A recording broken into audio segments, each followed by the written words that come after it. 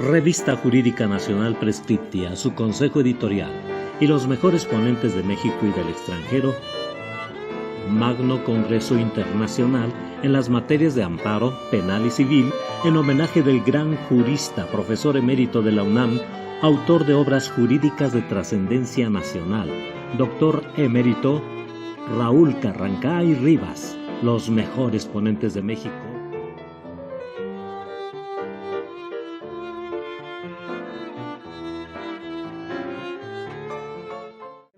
La revista Prescripta. Doctora, muchas gracias, Bugambilia, como siempre.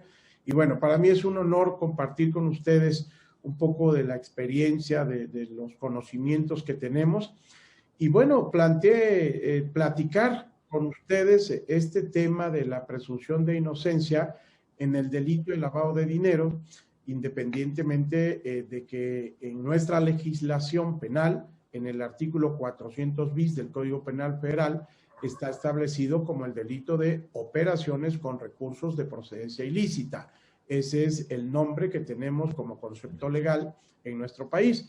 Pero de acuerdo a diversas convenciones, como por ejemplo la Convención de Viena, que lo maneja como el delito de lavado de dinero, entonces puede ser lavado de dinero, puede ser lavado de activos, lo utilizan, repito, la Convención de Viena lo establece como delito de lavado de dinero, algunas otras legislaciones como el delito de lavado de activos, y en México lo conocemos legalmente como operaciones con recursos de procedencia ilícita. Entonces hablaremos de manera indistinta en cuanto al concepto legal de delito, y vamos a iniciar precisamente con el tema de la Convención de Viena, ya que la Convención de Viena es cuando pues la Organización de Naciones Unidas establece que se debe castigar no únicamente a la delincuencia organizada como tal, sino que a partir de ahora se tendría que castigar ya el producto,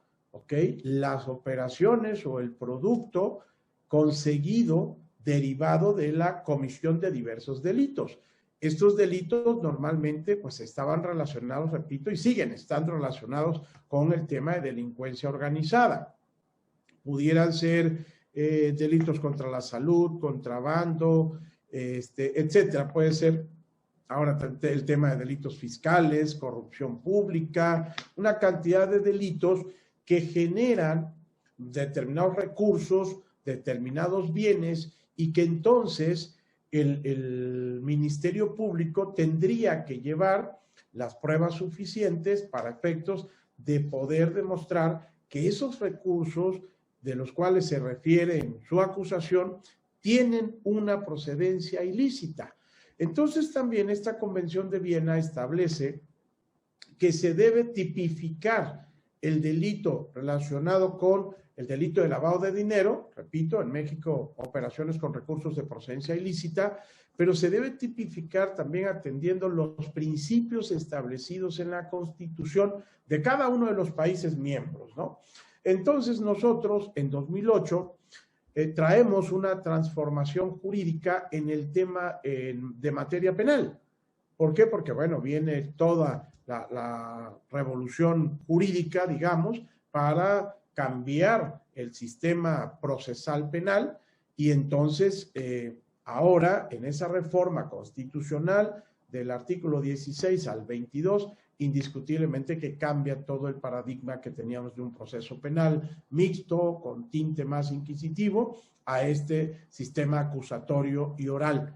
Y cambian las reglas, por supuesto, de la valoración de la prueba.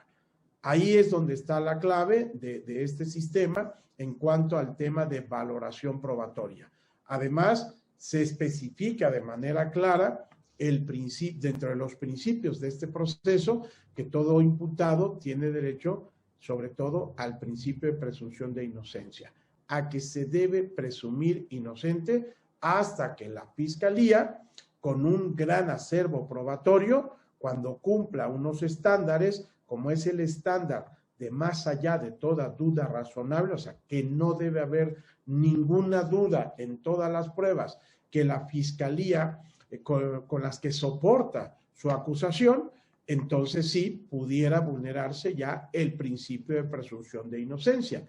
Mientras tanto, se debe presumir como regla de juicio y de trato procesal al acusado, al imputado, durante todo el proceso.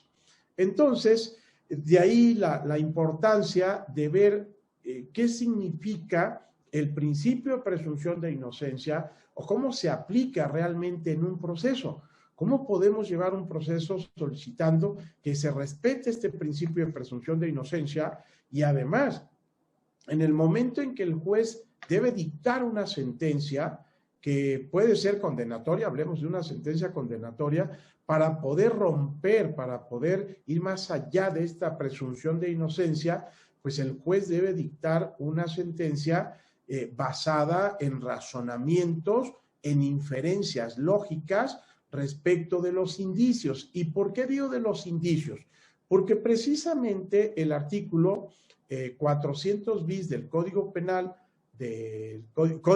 Federal, establece que deben existir indicios fundados de que la procedencia de esos recursos vienen o tienen esa naturaleza delictiva, por supuesto. Entonces, primer punto, ¿quién tiene la carga de la prueba? El artículo 102 de la Constitución establece que el Ministerio Público es el que está facultado y obligado a buscar todas las pruebas y llevarlas ante el tribunal. Entonces es el Ministerio Público quien se encarga de manera directa de buscar todas las pruebas. En este caso, del delito de operaciones con recursos de procedencia ilícita, repito, contemplado en el artículo 400 bis, independientemente de las diversas conductas que establece el que adquiera, enajene, custodie, posea, administre, deposite, retire, reciba, traspase, invierta, transporte, transfiera, etcétera, etcétera, etcétera, cualquier de esos recursos, de esos derechos o bienes, ¿sí? De cualquier naturaleza, dichos recursos, derechos o bienes, y nos dice algo muy importante: cuando tenga conocimiento que proceden o representan el producto de una actividad ilícita. Esto es, entonces, el delito de lavado de dinero, ¿sí? Que es un delito autónomo, debe tener un delito subyacente. Y ese delito subyacente es precisamente aquel que el sujeto que interviene realizando, repito, cualquiera de estas conductas de adquirir, enajenar, administrar, etcétera, los recursos, derechos o bienes, ¿sí? Este sujeto, esta persona, debe tener conocimiento de que proceden o representan el producto de una actividad ilícita. O sea, debe saber que hay un delito previo a estos recursos, a estos bienes, a estos derechos. Ese es el punto clave en el tema del delito de lavado de dinero. Entonces, el Ministerio Público tiene que acreditar ese conocimiento previo, ¿ok?, de la que tiene la persona respecto de estos recursos, de estos derechos o de estos bienes.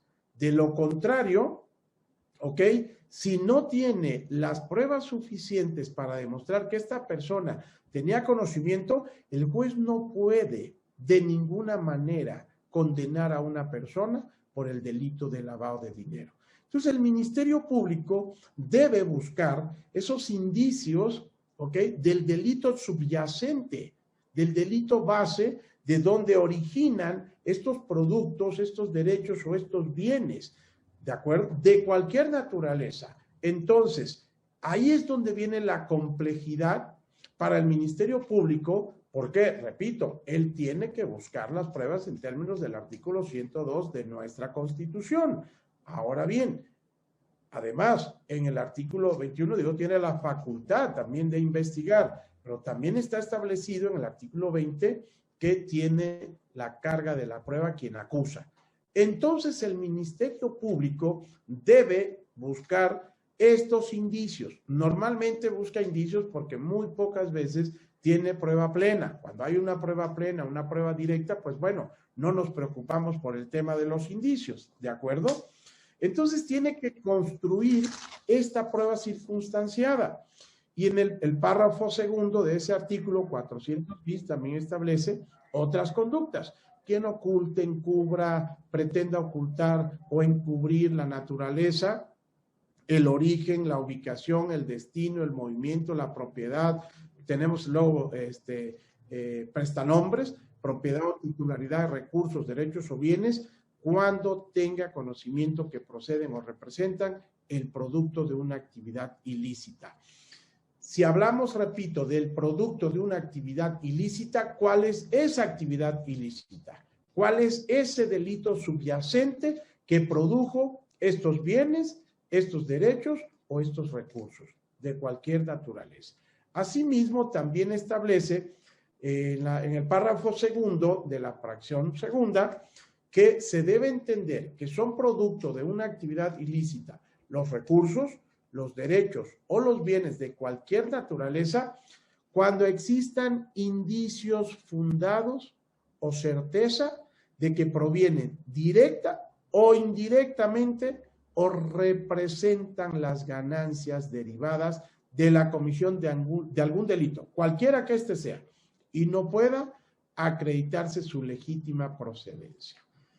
Esta es una parte medular del tipo penal de operaciones con recursos de procedencia ilícita en relación con la carga probatoria, porque refiere esta parte sustancial que dice, cuando existan indicios, ahí viene el problema, indicios fundados, ¿de acuerdo?, de que provienen directa o indirectamente o que representan las ganancias derivadas de la comisión de algún delito.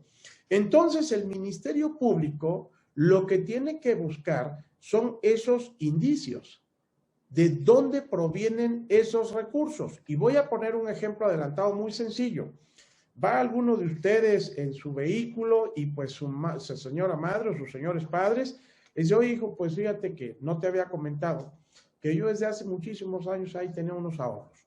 Y pues fíjate, ahora que veo que probablemente tengamos alguna necesidad de ocuparlos, pues los saqué.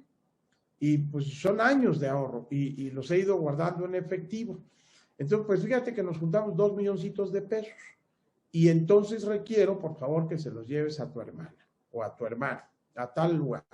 Se va, por pura casualidad se encuentra un retén en la carretera, le revisan y dicen, mire el señor, tiene o trae 2 millones de pesos. ¿De acuerdo? Pues lo vamos a poner a disposición. Señor, y estos recursos, pues fíjese que me los dio mi mamá. Mi mamá es una persona o mi papá, pues se dedican al tema de venta de ganado en efectivo, no es una comercialización a nivel industrial, pues crían algún ganado y de repente, bueno, pues van ahorrando y durante varios años, señores, ahorraron esta cantidad de dinero.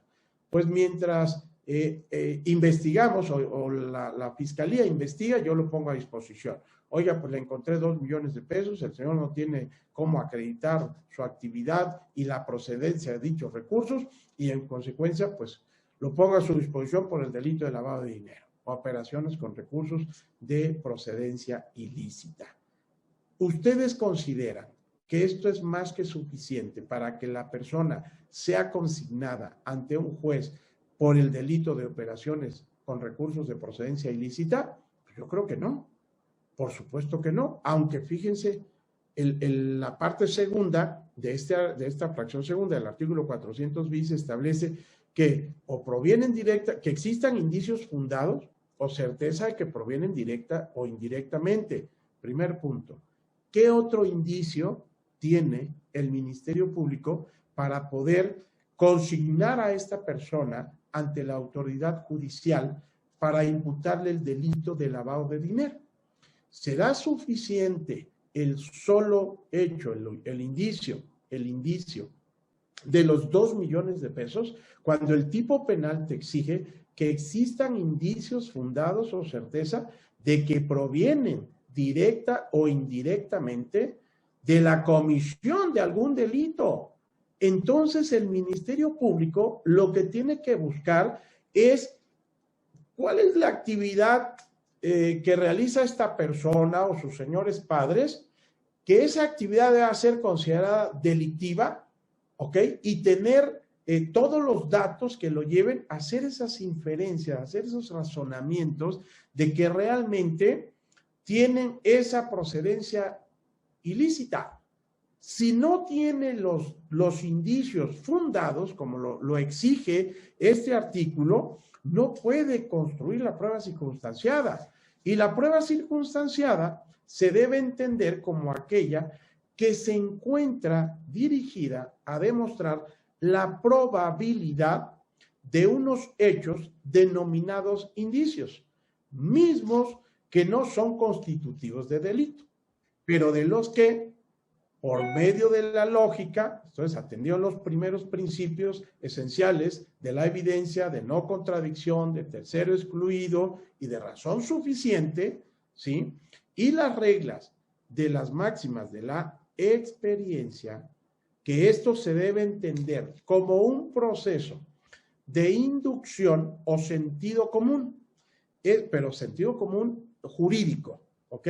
Es una estructuración del acervo del conocimiento que debe estar siempre en flujo continuo para poder estar en posibilidad el intérprete de la regla, o sea, de esta regla que estamos leyendo, del párrafo segundo de la fracción segunda del 400 bis, de hacer un trabajo lógico, serio y ponderado, en donde se plasme responsablemente su decisión. O sea, no son las máximas de la experiencia de, oiga, pues yo tengo experiencia, me parece que en tal situación o en tal, o he escuchado y pues yo he realizado este tipo de actos y con ello considero que tengo experiencia. No, las máximas de la experiencia, pero siempre y cuando éstas cumplan totalmente, por supuesto, con el tema de la lógica, con el tema de los principios y las reglas de la lógica. ¿Y por qué les digo que debe de cumplir con este tema de la lógica? Por algo muy sencillo, mire, nosotros tenemos también en el artículo 402 del Código Nacional de Procedimientos Penales las reglas con las cuales se deben valorar las pruebas. Y el juez tiene una gran responsabilidad en el proceso para dirigir el juicio oral, para recibir los medios de prueba y escuchar los órganos de pruebas, que es una de las tareas más difíciles para juzgar. Es el de valorar las pruebas, dejando a un lado prejuicios, complejos, intereses, lo que quieran, anteponiendo preponderantemente el interés superior de la justicia, utilizando para tal fin el intelecto, la sabiduría y la experiencia jurídica. Y este artículo 402, independientemente de que en el artículo 20 constitucional, apartado A en la fracción segunda, se establece las reglas generales para la valoración de la prueba. En ese artículo, dentro de los principios generales, en esa fracción segunda, el apartado A, refiere que toda audiencia se desarrollará en presencia del juez, sin que pueda delegar en ninguna persona el desahogo y la valoración de las pruebas, la cual deberá realizarse de manera libre y lógica. La valoración es una operación intelectual destinada a establecer la eficacia conviccional de los elementos de prueba recibidos. Conviccional, porque también refiere que para una condena debe haber convicción judicial, pero es una convicción judicial racional, no puede ser una convicción judicial subjetiva. Pues yo creo, a mi entender, yo me imagino, yo supongo. No, señores, tiene que ser toda una operación intelectual, toda una operación cognitiva de valoración de cada uno de estos indicios. Si no realiza el señor juzgador esta operación respecto de estos indicios, entonces no podemos caer en no podemos dictar una sentencia, digamos, condenatoria que sea válida argumentativamente. Se deben, por supuesto, desde hace rato, hacer ese ejercicio argumentativo en el que a partir de hechos probados, ¿sí?, estos deben ser corroborados por cualquier otro medio probatorio. También resulta probado el hecho presunto, o sea, presumo que estos 2 millones son de procedencia ilícita. Dime entonces, Ministerio Público, qué indicios fundados, racionalmente hablando, ¿sí?, tienes para demostrar, para probar este hecho presunto. El hecho presunto es los 2 millones de pesos, parece que es un delito de lavado de dinero. Nada más que entonces, dime qué indicios o qué pruebas tienes para que me digas de dónde procede, para que me establezcas cuál es el delito subyacente de la procedencia de estos recursos de los 2 millones de pesos. Así entonces, es evidente que dicha prueba tiene una estructura muy compleja, pues no solo debe encontrarse plenamente probados los hechos bases de los cuales parte, sino también debe existir una conexión racional entre cada uno de los indicios y los hechos que se pretenden probar. Si no tiene ningún otro indicio, el señor Ministerio Público, pensemos en el estándar probatorio que es mucho más mínimo para un auto de vinculación a proceso. El hecho de que pueda consignar a esta persona, yo no sé si el juez con ese solo indicio de, oye, se le encontró 2 millones de pesos en su vehículo cuando se dirigía de tal punto a tal punto en kilómetro tal de la carretera nacional, no sé, México-Acapulco, ¿no? Entonces, es más que suficiente para presumir un hecho que la ley señala como delito y la probabilidad de que lo cometió, ok, pero este delito de lavado de dinero requiere de otros indicios, por lo menos, quizá en ese momento no fundados. ¿Por qué? Porque todavía no estamos ante una sentencia. Pero vayámonos, traslademos todo esto hasta el tema de la sentencia. Entonces, con ese solo delito, con ese solo indicio, ¿será suficiente para que el juez pueda condenar a esta persona por el delito de lavado de dinero? No, y no, porque para ello requiere indicios fundados de la procedencia ilícita de esos 2 millones de pesos, de esos recursos. Entonces, no puede el juez dictar una sentencia condenatoria. Tenemos un principio de presunción de inocencia. Y ahorita vamos a entrar al tema de la regla probatoria que exige este principio para que pueda ser totalmente destruido. De lo contrario, no se puede destruir el principio de presunción de inocencia con un solo indicio, que es el indicio o el hecho presunto, que son los 2 millones de pesos. ¿De acuerdo? Es por ello que debe existir un control jurisdiccional sobre cada uno de los elementos que componen la prueba indiciaria. Respecto de esta naturaleza, debe señalarse que la prueba indiciaria o prueba circunstancial es de índole supletoria. ¿Por qué? Este sistema procesal penal permite juzgar a través de la prueba indiciaria o la prueba circunstancial. Por eso en México actualmente estamos ante un proceso donde estas pruebas tienen que ser valoradas bajo estas reglas de la lógica siempre para el dictado de una sentencia condenatoria, pero además deben ser pruebas idóneas, pertinentes y en muchas ocasiones científicas, técnicas, ¿correcto? O sea, debe haber una investigación científica por parte de la policía para efecto de recabar los datos de prueba que me lleven a generar o a construir al Ministerio Público una prueba circunstanciada, pero realmente con una sustancia indiciaria fundada, racional.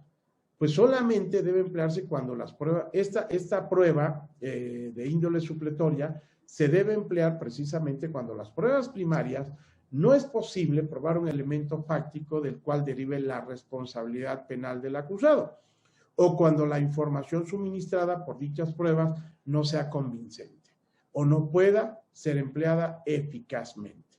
Para ello también la primera sala de la Suprema Corte de la Justicia ha determinado como necesario señalar que si bien es posible sostener la comprobación de alguno de los elementos del delito, tales como el dolo, que aquí vemos que nos admite tanto dolo directo como dolo eventual, este artículo 400 bis, ¿ok?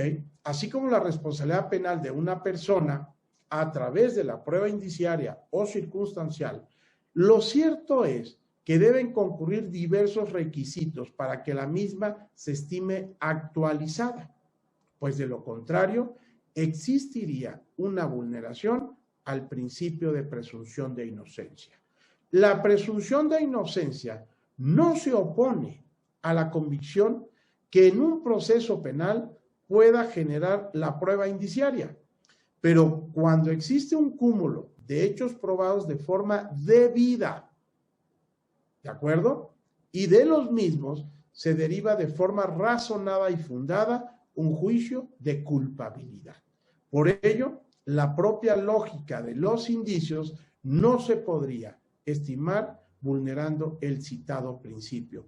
Pero aquí está la clave, la lógica de los indicios. Entonces tenemos que ver con esta lógica, hacer el análisis, el razonamiento, las inferencias, el proceso racional para efectos de ver que realmente esta prueba circunstanciada o indiciaria se pueda construir. Ahora bien, es muy importante determinar que la prueba circunstancial o indiciaria no debe confundirse con un cúmulo de datos equívocos, de conjeturas, de intuiciones, de presunciones, ¿de acuerdo? Ah, pues es que, híjole, creo que sí. No, no, no. Para eso tenemos los principios de la lógica, sobre los cuales tiene que hacer toda esta valoración: principio de identidad, principio de razón suficiente, principio de no contradicción, principio de tercero excluso. Entonces no es nada más decir, pues yo creo que sí, intuyo que sí, no es un tema de intuición, pues presumo que sí, no es un tema de presunciones, ¿sí? Ya que esto implicaría aceptar que las sospechas constituyen una prueba válida. No podemos condenar bajo sospecha, bajo conjeturas, bajo datos equívocos. Muchas veces el policía puede llevar ante el Ministerio Público un dato de prueba equívoco, probablemente, ¿de acuerdo? A veces incluso, todavía más allá, fabricado. Entonces habrá que revisar puntualmente esta prueba. Habrá que ver si una vez pasado con el examen del contrainterrogatorio, la evidencia de la contradicción, etcétera, etcétera, de acuerdo con la acreditación, diversas cosas que vemos en un juicio, ¿sí? Realmente este dato de prueba, después de hacer un análisis lógico, cumple con esa característica de un indicio idóneo, pertinente, fundado, etcétera, etcétera, haciendo toda esta conjetura desde el punto de vista de la aplicación de las reglas de la lógica. Estos requisitos deben concurrir para la debida actualización de la prueba indiciaria o circunstancial.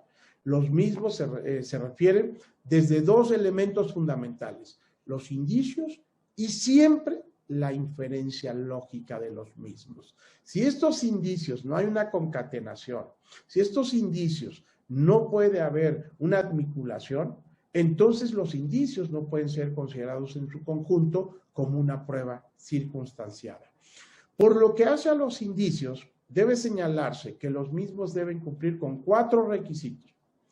Primero, deben estar acreditados mediante pruebas directas. Esto es, los indicios deben encontrarse corroborados por algún medio de convicción, pues de lo contrario, las inferencias lógicas carecerían de cualquier juicio de razonabilidad al sustentarse en hechos falsos. O sea, tienen que ser hechos ciertos. El indicio me debe acreditar un hecho cierto, una circunstancia cierta. En definitiva, no se puede construir certeza a partir de simples probabilidades. Probablemente fue. No, señor. Tiene que haber certeza. Segundo, el número de indicios deben ser plurales, es decir, la responsabilidad penal no se puede sustentar en un indicio o indicio aislado. Tendrá que ser un indicio extremadamente contundente para su valoración, para que con un solo indicio podamos o se pueda dictar una sentencia. Tercero, deben ser concomitantes al hecho que se trata de probar. ¿Qué otros indicios tenemos después de los 2 millones de pesos, de ese indicio de los 2 millones de pesos, para acreditar, de acuerdo a la exigencia del artículo 400 bis, que esos recursos tienen una procedencia ilícita. ¿Qué indicios tenemos del delito subyacente? ¿Cuál es el delito subyacente?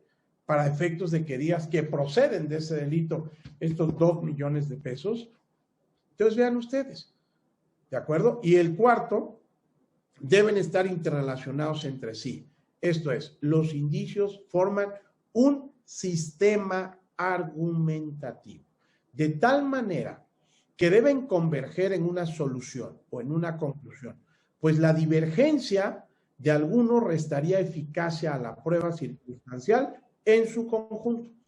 En torno a la inferencia lógica, la misma debe de cumplir con 2 requisitos. Primero, los primeros 4 son requisitos que deben de cumplirse en cuanto a los indicios, acreditados mediante pruebas directas, plurales, concomitantes al hecho de que se trata de probar, y debe haber una interrelación entre sí, que conjuntamente formen un sistema argumentativo.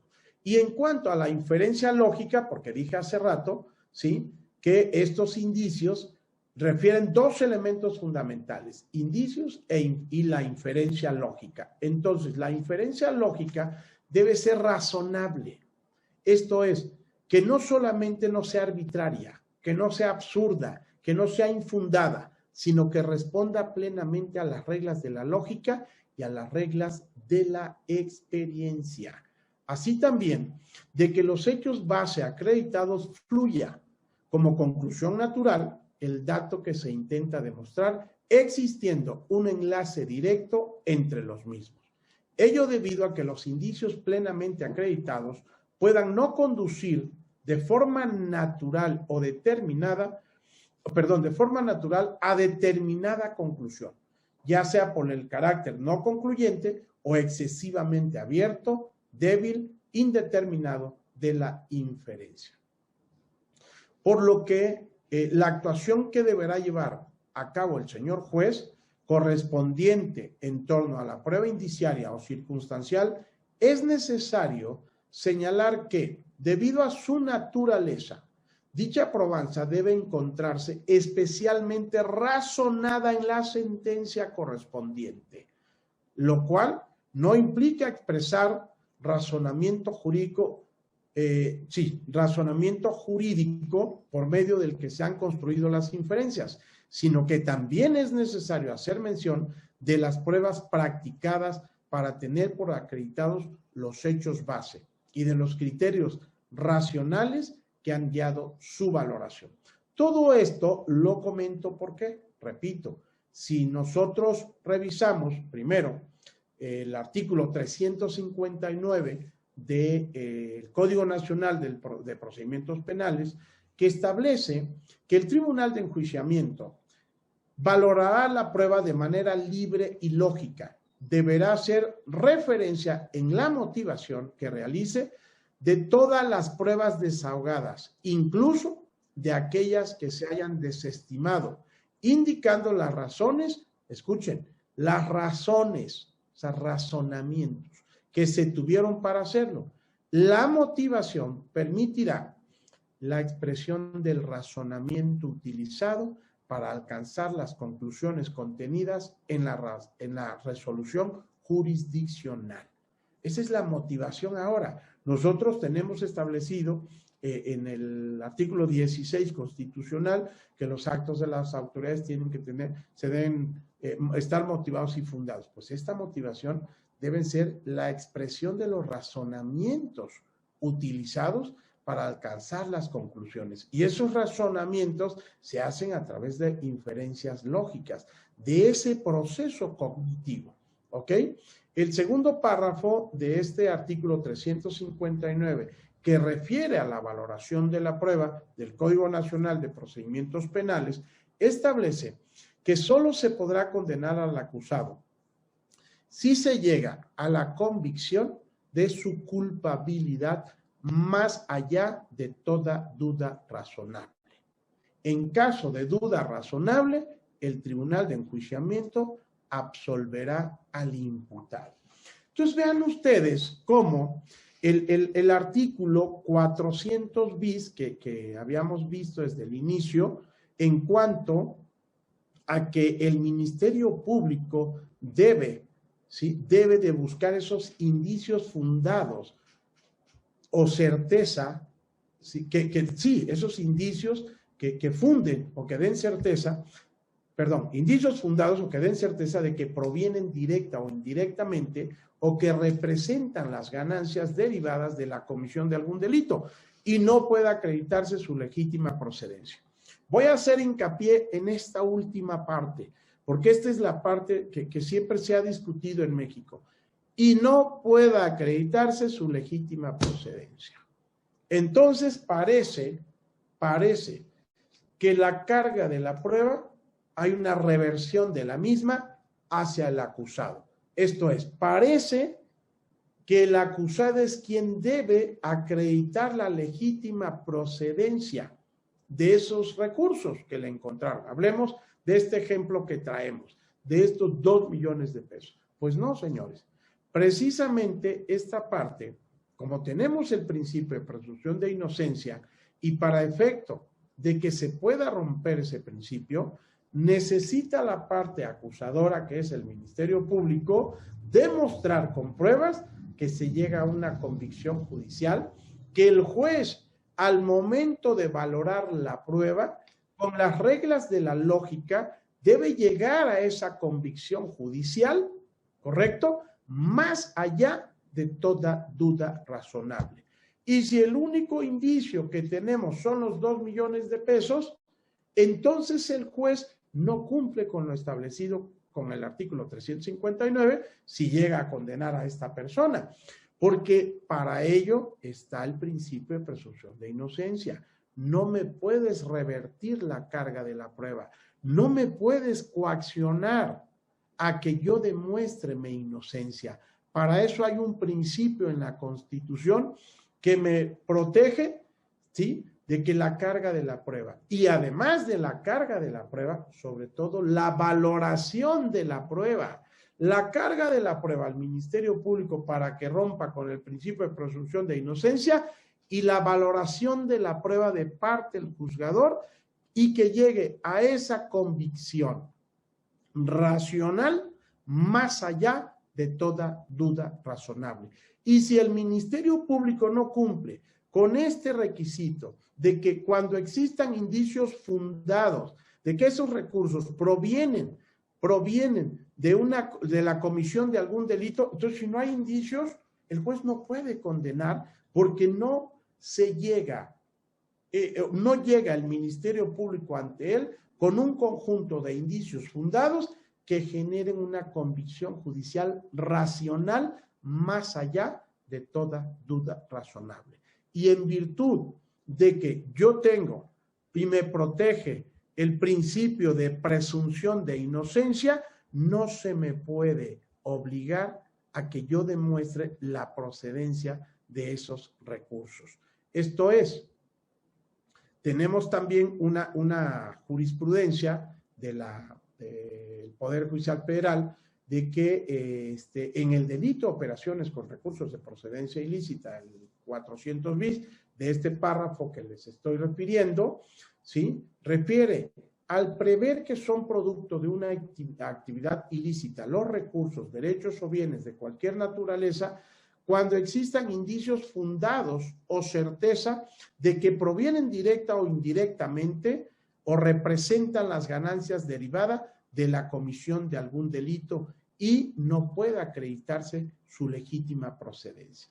Lo que establece hasta esa redacción de este enunciado del Código Penal, en el 400 bis, hasta ese punto, no vulnera el principio de presunción de inocencia, pues la determinación de tal elemento normativo exige comprobar que la actividad de la que proceden los recursos es ilícita, por lo cual el Ministerio Público debe aportar indicios fundados, cuya valoración permita tener certeza de que provienen o representan las ganancias derivadas de la comisión de algún delito. Fíjense bien, y aquí viene esta parte interesante.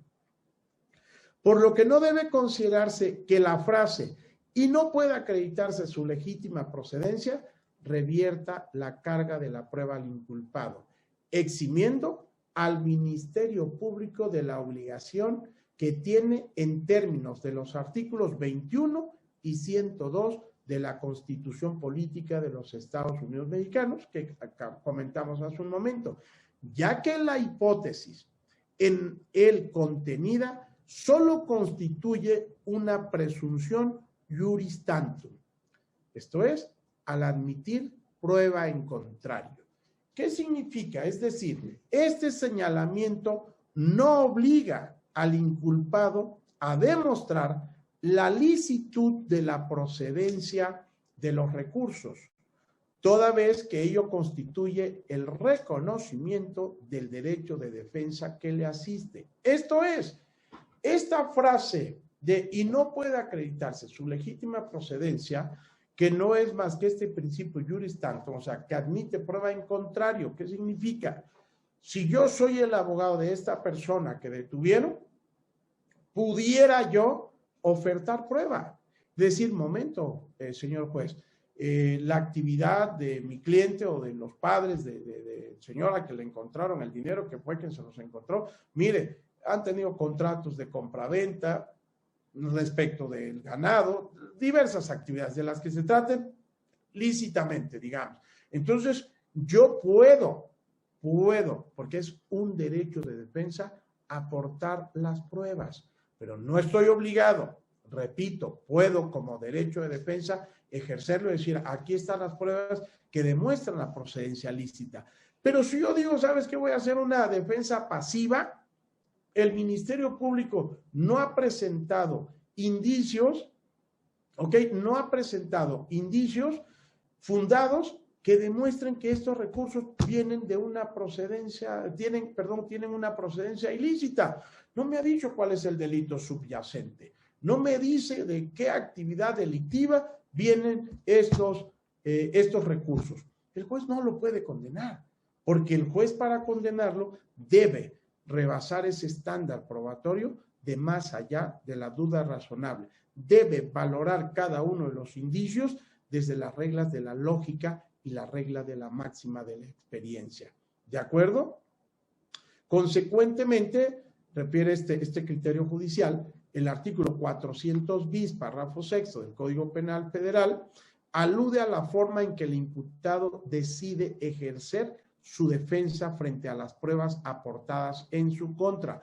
Repito, "y no puede acreditarse su legítima procedencia" no implica la reversión de la carga probatoria al acusado.